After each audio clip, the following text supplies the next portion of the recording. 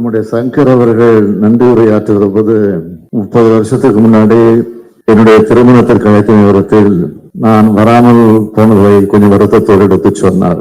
எந்த திருமணத்துக்கு அழைத்தார்? அந்த சந்தேகம் எனக்கு எது எப்படி இருந்தாலும் இந்த மனவிழா நிகழ்ச்சி என்பது நம்முடைய குடும்ப நிகழ்ச்சி. ஆக நாம் எல்லாம் நம்முடைய குடும்பத்திலே ஒரு திருமணம் நடக்கிறது என்று சொன்னால் அதில் எந்த உணர்வோடு கலந்து கொள்கிறோமோ, எந்த உணர்வோடு கலந்து கொண்டு வாழ்த்துகிறோமோ அதே உணர்வோடு தான் இந்த விழாவில நான் மட்டுமல்ல, மேடையில் இருக்கக்கூடியவர் மட்டுமல்ல, நீங்களும் இங்கே வருகை தந்து மணமக்களை வாழ்த்தி கொண்டிருக்கிறோம். இதை KP சங்கர் இல்ல திருமண விழான்னு சொல்றதை விட மறைந்த கழக செயல் வீரர் KPP சாமி இல்ல திருமண விழான்னு சொல்லலாம். ஏன் எமர்ஜென்சி எதிர்கொண்ட மீசை பரசுராமன் அவருடைய இல்ல திருமணம் கூட சொல்லலாம்.